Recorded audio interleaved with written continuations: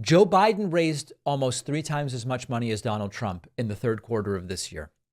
We are close enough to this election that these are not merely curiosities when we look at these numbers. Take a look at this. The New York Times report says Biden campaign raises 71.3 million, far outpacing Trump and the Republican field. These are insane numbers. Okay. Biden's re-election campaign raised 71.3 million alongside the DNC and a joint fundraising committee during the 3-month period ending at the end of September.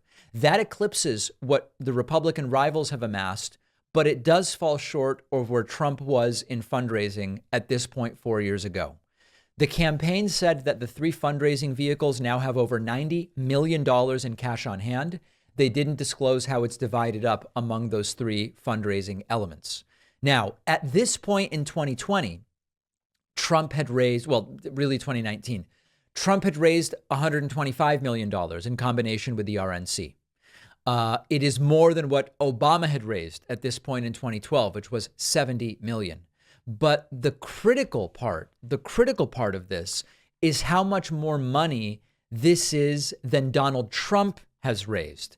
Trump's campaign reported it raised 45 million, 37 million cash on hand. DeSantis raised 15. Nikki Haley raised 11. Tim Scott had 11 million of cash on hand. These are absolutely crazy numbers. Now, what's the counterpoint to this? Because what we are trying to do is ask, can we see these numbers as a proxy to enthusiasm? One of the difficulties is Joe Biden is the presumptive Democratic nominee and Trump is just one candidate. You can kind of argue against both of those statements, though. You do have Marianne Williamson and you had RFK running against Biden in the Democratic primary. They aren't particularly credible or strong candidates, however.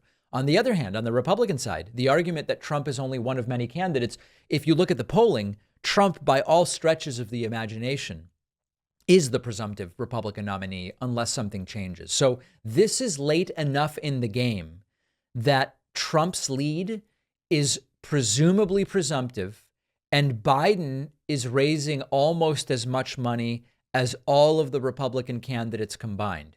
This is arguably a reasonable sign about the enthusiasm behind reelecting Joe Biden. And I know people will hear that and say, David, I don't know anyone who's enthusiastic about reelecting Joe Biden. Okay, they may not be enthusiastic about Joe Biden as an individual, but my expectation is, especially if and when Donald Trump becomes the official Republican nominee, there is going to be major enthusiasm for making sure that it is Biden and not Trump.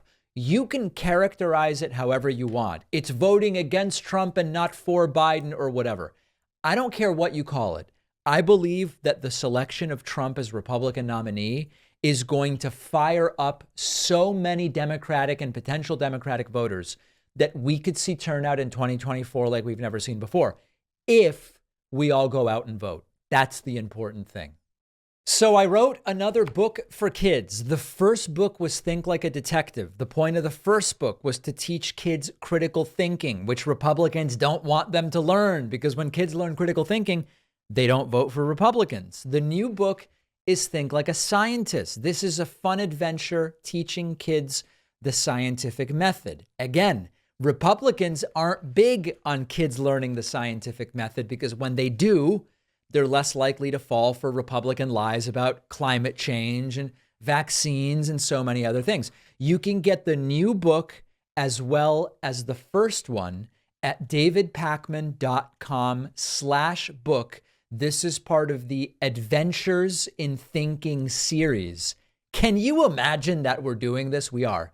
davidpakman.com/book. 13,500 copies of the first book have sold. I'll bring you an update soon on sales for the second book. Think Like a Scientist, davidpakman.com/book.